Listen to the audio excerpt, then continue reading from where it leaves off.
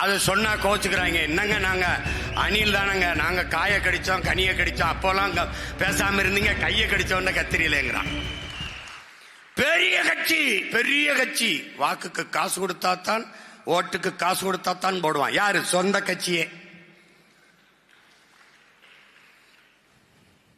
மாநாட்டுக்கு காசு கொடுத்தாத்தான் கூடுவான். சாராயன் சாப்பாடு போட்டாத்தான் கூடுவான். சாப்பாட்டுக்கு நேரம் ஆயிடுச்சுன்னா அவனே தட்டு கடத்துக்கு ஓடுவான். வெறித்தனமா இருப்பான். எங்க பின்னாடி வீரனை போட்டு வெறித்தனமா இருப்பான். ஆமா, இது படிக்கிற கூட்டம்லாம் ஒரு இடத்துல கூடுது, கையை கடிக்கிற கூட்டம் ஒரு பக்கம் கூடுது. அதை சொன்னா கோச்சுக்கிறாங்க. என்னங்க நாங்க அணில் தானங்க, நாங்க காயை கடிச்சோம் கனியை கடிச்சோம், அப்போல்லாம் பேசாம இருந்தீங்க, கையை கடிச்சோன்னு கத்திரியிலேங்கிறான்.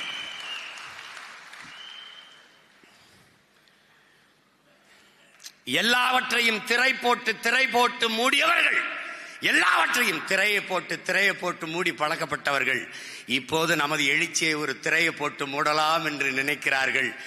இது திரையை போட்டு மூடக்கூடிய குப்பை அல்ல, இது கனண்டு கொண்டிருக்கிற பெரு நெருப்பு, புரட்சி தீ என்பதை புரிந்து கொள்ளணும்.